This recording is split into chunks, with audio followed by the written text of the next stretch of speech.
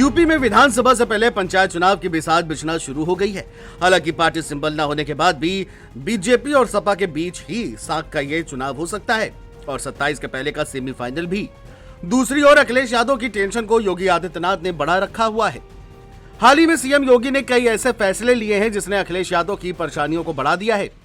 योगी के फैसले ऐसे होते हैं जिसकी चर्चा देश के कोने कोने में सुनाई देती है, चाहे प्रदेश में कानून व्यवस्था का राज स्थापित करना हो या फिर बुलडोजर एक्शन की गूंज हो, चारों ओर योगी के कामों की तारीफ होती रहती है।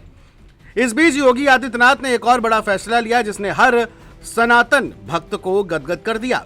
सीएम योगी ने तीर्थ स्थलों के कायाकल्प को लेकर के बड़ी प्लानिंग की है, जिसका ऐलान उन्होंने खुद संत कबीर नगर में किया है।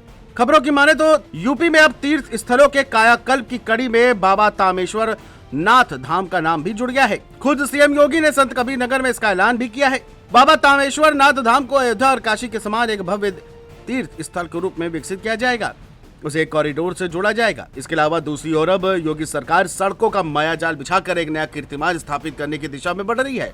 यूपीडा ने अब 9 नए एक्सप्रेस वे के निर्माण का प्रस्ताव तैयार किया है, जिसकी लंबाई करीब 2000 किलोमीटर से भी ज्यादा होगी। इसकी लागत करीब 20,000 करोड़ रुपए होगी और इस एक्सप्रेस वे से न सिर्फ यूपी में विकास की रफ्तार मिलेगी बल्कि देश की जीडीपी भी बढ़ेगी। वहीं दूसरी ओर सूबे में शिक्षा व्यवस्था को लेकर के भी सीएम योगी आदित्यनाथ ने अलंकार प्रोजेक्ट की शुरुआत की है, जिसकी तारीफ खुद प्रधानमंत्री नरेंद्र मोदी और देश के कोने कोने में हो रही है। वहीं 27 से पहले इसे योगी का एक एक्स फैक्टर भी माना जा रहा है, जो सपा के पीढ़ी पर भारी पड़ सकता है।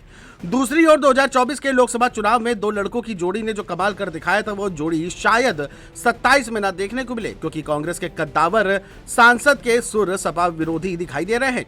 अगर ऐसा होता है तो कांग्रेस भी यूपी की सियासत में बड़ा सियासी दांव चल सकती है।